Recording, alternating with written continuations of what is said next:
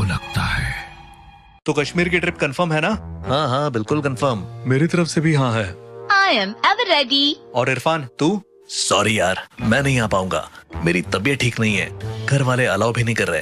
अरे तू छोटा बच्चा है क्या जो अलाउ नहीं कर रहे? हम तेरे घर आ रहे हैं और अंकल आंटी से बात करेंगे। तुझे चलना है मतलब चलना है। अरे नहीं नहीं, मेरी बात तो सुनो। कॉन्फ्रेंस कॉल कट हो चुकी थी। आधे घंटे के अंदर वो चारों इरफान के घर पहुंच गए। आंटी बहुत मुश्किल से ये ट्रिप कंफर्म हुई है, प्लीज इरफान को जाने दीजिए ना।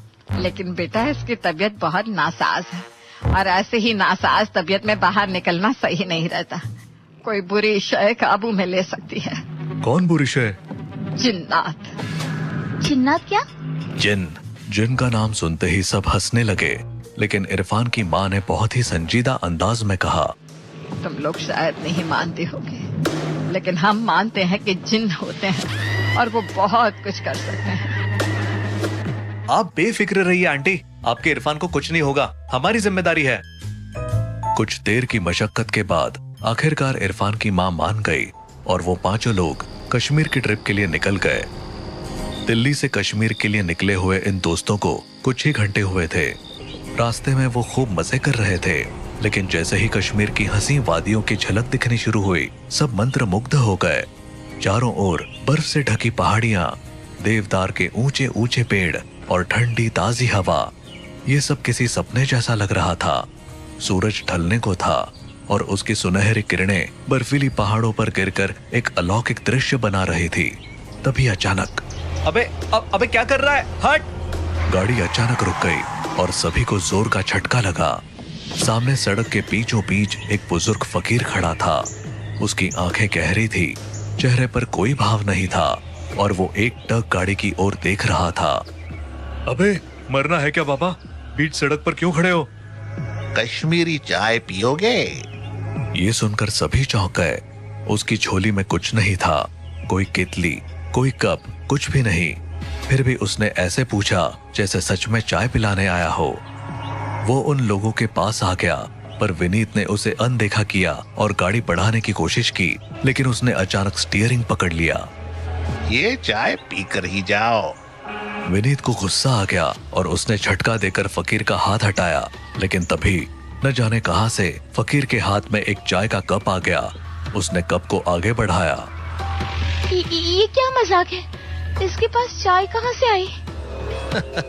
अरे बाबा, हम चाय नहीं पीते, अब हट जाओ। तभी वो फकीर अचानक रोने लगा और बोला,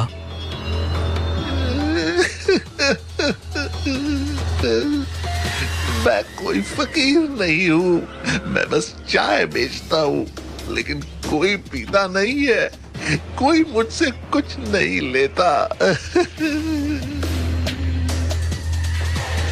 उसका रोना अजीब था, जैसे किसी गहरे दर्द से निकली आवाज हो। इरफान को उस पर दया आ गई। उसने जेब से पैसे निकाले और चाय खरीद ली। जैसे ही उसने पहला घूंट लिया, फकीर मुस्कुराया, एक अजीब सी मुस्कान, और फिर अगले ही पल वो गायब हो गया। इरफान ने इधर उधर देखा, लेकिन वो कहीं नहीं था। कहाँ गया वो? ये तो अभी यही था। अबे तूने क्या पी लिया? इरफान ने झटके से चाय का कप नीचे गिरा दिया। फिर विनीत ने माहौल हल्का करने के लिए मजाक उड़ाना शुरू कर दिया। अबे इरफान, तू ऐसे ही किसी से भी कुछ भी लेकर पी लेता है क्या? तेरा बचपन में किडनैपिंग कैसे नहीं हुआ? सीरियसली? सबने हंसी मजाक किया और फिर गाड़ी आगे बढ़ा दी। आखिरकार वो होटल पहुंच गए और चेक इन किया। विनीत और इरफान एक कमरे में ठहरे, सुमित और गौरव एक में और प्रिया अकेले। सब सफर से बहुत थक चुके थे, इसलिए जैसे ही बेड पर गिरे नींद आ गई। रात के करीब 2 बजे विनीत की अचानक आंख खुली। उसे एक अजीब सी आवाज सुनाई दी, जैसे कोई उल्टी कर रहा हो। उसने देखा कि इरफान बाथरूम में था और बुरी तरह उल्टी कर रहा था। इरफान, तू ठीक है ना? जवाब नहीं आया। विनीत घबरा कर पास गया और उसने देखा इरफान खून की उल्टी कर रहा था। विनीत के पैरों तले जमीन खिसक गई। वो मेडिकल हेल्प बुलाने के लिए बाहर भागा, लेकिन जब वो मेडिकल स्टाफ को लेकर लौटा तो इरफान आराम से सो रहा था। बाथरूम में कोई उल्टी भी नहीं थी। ये क्या हो रहा है? सर, शायद आपने कोई बुरा सपना देख लिया होगा। लेकिन विनीत को यकीन था कि वो सपना नहीं था, कुछ गड़बड़ थी, बहुत बड़ी गड़बड़। सुबह हो गई। होटल के लॉन में बैठकर सभी नाश्ता कर रहे थे। इरफान, कल रात तुझे कुछ अजीब लगा? अजीब? क्या मतलब? अरे तू रात में खून की उल्टी कर रहा था ना, और फिर क्या बकवास कर रहा है, मुझे कुछ भी याद नहीं है। तू ठीक तो है ना? एकदम बढ़िया महसूस कर रहा हूँ। कुछ तो गड़बड़ है। नाश्ते के बाद सब घूमने निकले। पहाड़ी रास्तों से होते हुए वो एक ऊंची चोटी पर पहुंचे। वहां से नीचे का नजारा बेहद खूबसूरत था, लेकिन एक जगह एक टूटी फूटी लकड़ी की बाड़ लगी थी। उस पर लिखा था, आगे जाना मना है। अरे वाह, यहाँ से और ऊपर जाने का रास्ता, चलो देखते हैं। नहीं इरफान, वहाँ नो एंट्री का बोर्ड लगा है, जाने दो। अरे डरपोक, चल ले। इरफान आगे बढ़ा तो बाकी सब भी अनमने ढंग से उसके पीछे चल दिए। लेकिन जैसे ही वो उस बाड़ के पार पहुंचे, हवा अचानक भारी हो गई।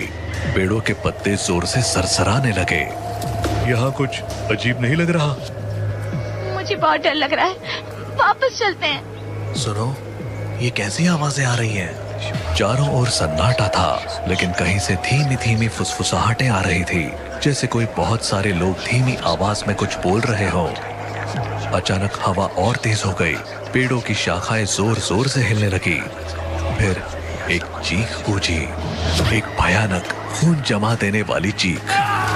सबके कदम ठिठक गए। सामने एक छायादार आकृति थी, पूरी तरह काली, मगर उसकी आंखें जलती हुई लाल थी।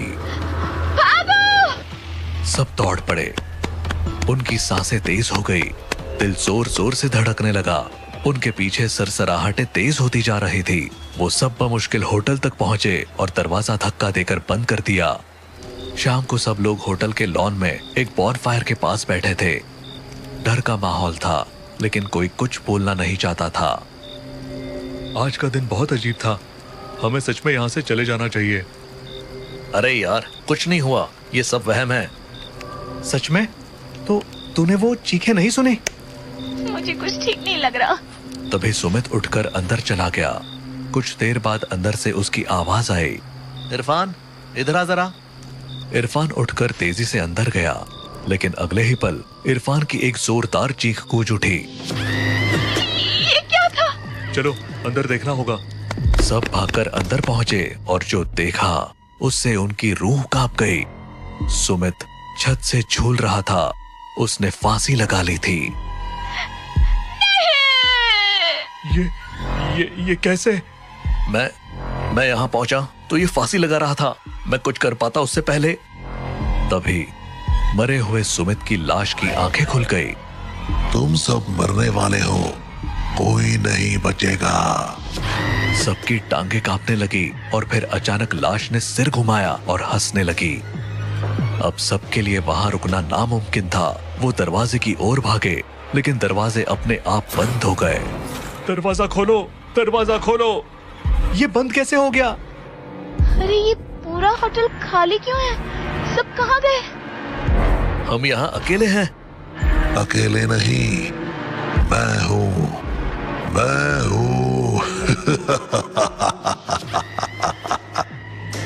तभी एक जोरदार झटके से दरवाजा खुला और वो सब बाहर निकलकर सड़क पर भागे। वो लोग थोड़ी दूर जाकर एक जगह पर रुके। तभी अचानक किसी ने विनीत के कंधे पर हाथ रखा। सबके दिल एक साथ कांप गए। वो डर से मुड़े और सामने खड़ा था एक मौलाना। क्या हुआ बेटा, तुम लोग यहाँ ऐसे छिपे क्यों हो? सबने हाफते हुए उसे सारी बातें बता दी। मौलाना की आंखों में गहरी चिंता झलकने लगी। तुम उस जिन के जाल में फंस चुके हो। कौन जिन? इस एरिया में एक जिन है, वो जिसके पीछे पड़ जाए उसको जाने नहीं देता। मौलाना साहब, कुछ कीजिए, हमें उस जिन से बचाइए। चलो आओ मेरे घर, चलो आओ, जल्दी अंदर आओ। वो सभी मौलाना के घर में घुस गए। मौलाना ने दरवाजा बंद किया। अंदर जाकर अपनी किताब खोली और कुछ पढ़ने लगे। जैसे ही उन्होंने पहला शब्द बोला तो इरफान चिल्ला पड़ा, अरे बस, ये सब करने की जरूरत नहीं है। हम यहाँ से चले जाएंगे और बच जाएंगे। नहीं, जिन तुम्हारा पीछा कभी नहीं छोड़ेगा। तभी इरफान जोर से हंसा और अचानक उठकर बोला, तो तू मुझे रोकेगा? उसकी आंखें सुर्ख हो गई और आवाज गूंज उठी। तुझे क्या लगता है मौलाना, तेरा ये पढ़ना लिखना मुझे रोक सकेगा? इरफान तुम्हें क्या हो गया है?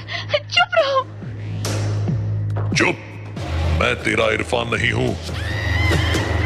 सबके दिल दहल गए क्योंकि अब उन्हें समझ आ गया था कि इरफान के अंदर वही जिन था।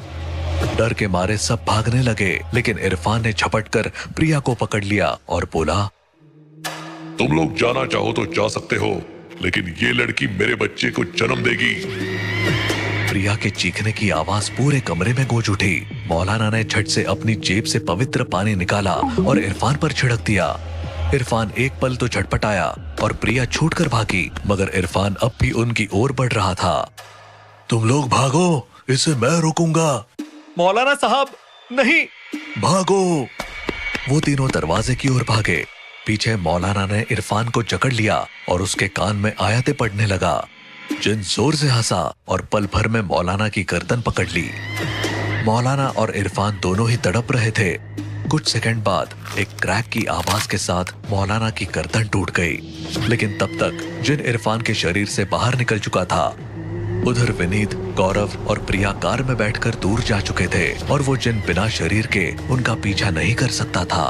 वो तीनों तो बच गए, लेकिन मौलाना और इरफान वहीं पर मारे गए।